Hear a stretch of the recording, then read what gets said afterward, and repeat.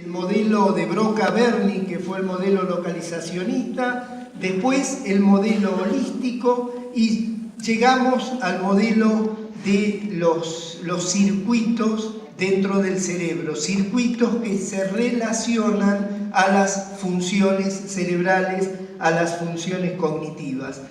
A mí me gusta poner estas 2-3 diapositivas que siguen porque esto fue algo, digamos, fue un golpe bastante fuerte para el localizacionismo. Cuando muere Albert Einstein, genio de la matemática, genio, cuando él muere, su médico, Thomas Harvey, se roba, porque en realidad nadie lo había autorizado, se roba el cerebro y se roba los ojos de Albert Einstein.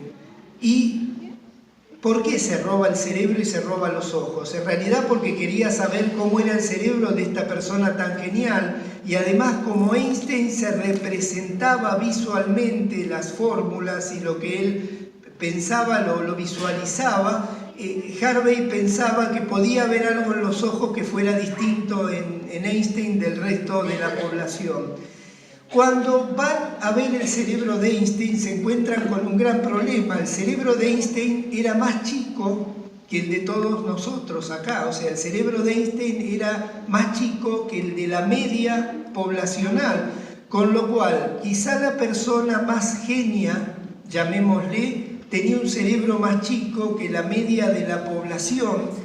Y esto, digamos, fue un golpe grande para lo que tiene que ver con estas relaciones entre el cerebro y la parte cognitiva. Varios años después, un día yo estoy trabajando en mi despacho y me llaman por teléfono para hacer una nota periodística. Una nota periodística, siempre las notas periodísticas son peligrosas, entonces yo pregunto quién es la nota y de qué se trata la nota, y nunca contesto la nota inmediatamente. Digamos, siempre me tomo un tiempo, porque si me preguntan algo es porque algo está pasando. Me llaman, me piden una nota, le pregunto de qué y me dicen del cerebro de Einstein. Y yo digo, del cerebro de Einstein, tantos años después, y además a mí venirme a preguntar justo lo que para mí es inexplicable, el cerebro de Einstein que sea más chico. Bueno, y ahí me pongo a buscar a ver qué era lo que había gatillado que el periodista me llamara varios años después que se había muerto Einstein, y en realidad tenía que ver con este artículo de Lancet en el cual ya no solo habían ido a ver el cerebro global de Einstein, sino que fueron a estudiar esta parte que en el cerebro tiene que ver con el pensamiento lógico-matemático, esta parte que tiene que ver con todas las operaciones matemáticas. Y lo que se encontraron fue que la estructura que tiene que ver con el pensamiento lógico-matemático en Einstein era muchísimo más grande que la de cualquiera de nosotros. El resto del cerebro era más chico, pero la estructura que hizo que Einstein fuera quien era Einstein era mucho más importante, y esto daba de nuevo por tierra a que no tenga que ver el cerebro con lo que tiene que ver con las conductas o lo que tiene que ver con la cognición. ¿Cómo nace la neurociencia cognitiva? En realidad, la historia de cómo nace es no cómo nace la neurociencia cognitiva, sino cómo nace el término. En un viaje en taxi, en el cual iban en la década del 70 a la Universidad de Cornell, Michael Gazzaniga con George Miller, cuentan que en el viaje en taxi ellos se preguntan qué era lo que hacían ellos exactamente, qué exactamente era esto de intentar relacionar la cognición y la conducta con el cerebro. Y ahí es donde hablan de neurociencia cognitiva y le ponen el término a lo que hoy llamamos neurociencias cognitivas.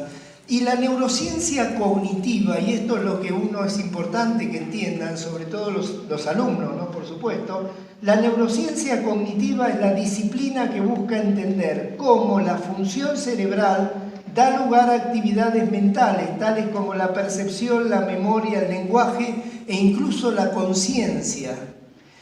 Es interesante porque hoy por hoy nadie discute de que el pensamiento está fuera del cerebro, pero yo hace 30 años o 25 años estuve en congresos discutiendo si el pensamiento tenía que ver con el cerebro o era algo que estaba por encima del cerebro y que se lograba armar y que el ser humano, a mí no me entraba en la cabeza, pero en la discusión es si estaba por encima.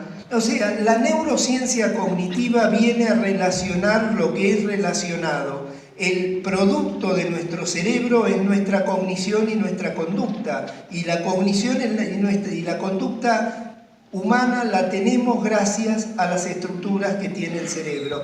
Y no tienen ninguna funcionalidad, porque si no hubieran tenido ninguna funcionalidad, en vez de haberse desarrollado, hubieran disminuido en el tiempo de evolución, y esto no es así. Entonces, las neurociencias cognitivas vienen a ocuparse de esto. Las neurociencias cognitivas nacen de dos ciencias que venían con un desarrollo muy grande. Uno es la psicología cognitiva. La psicología cognitiva pone en estos casilleros que nosotros pasamos a describir constantemente, pone en estos casilleros funciones e intenta poner dentro de todo esto lo que tiene que ver con la memoria, la atención, el lenguaje, el reconocimiento, las percepciones, etc. O sea, la psicología cognitiva da todo un modelo de explicación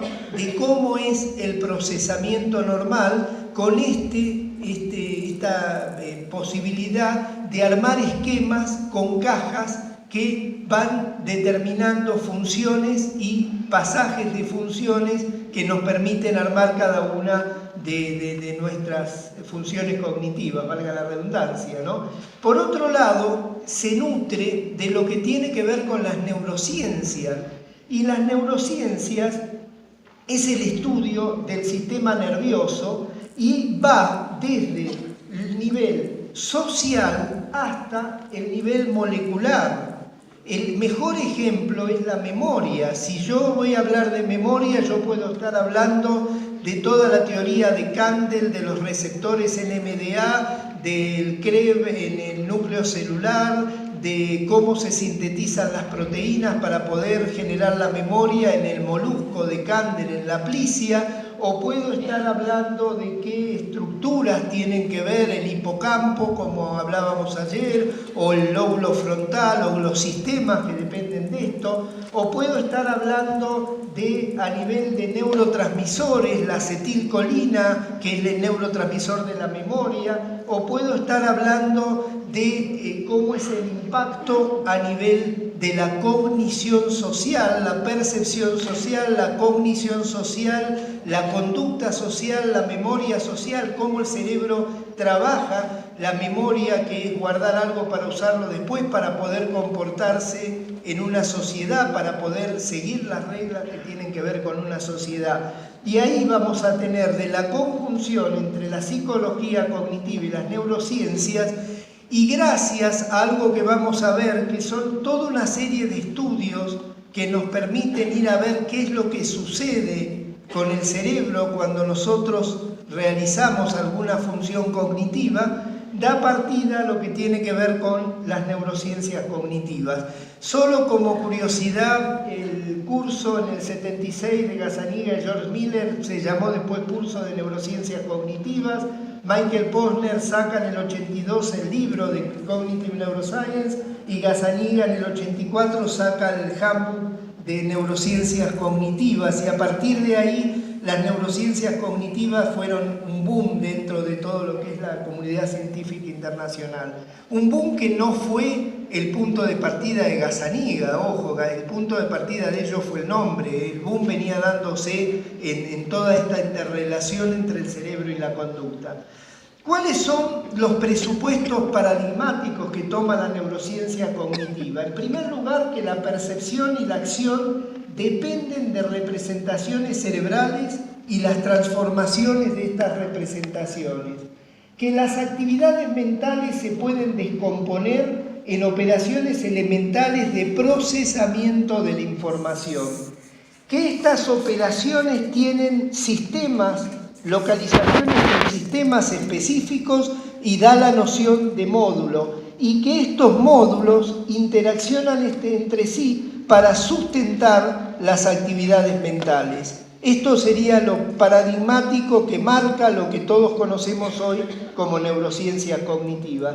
Y por supuesto, neurociencia cognitiva es la relación entre los modelos cognitivos con lo cerebral, gracias al gran avance tecnológico. ¿Por qué? Porque la base de todo esto podría ser Penfield, pero la verdad que es bastante difícil que pudiéramos hacer todo nada más que estimulando el cerebro para ver qué es lo que pasa.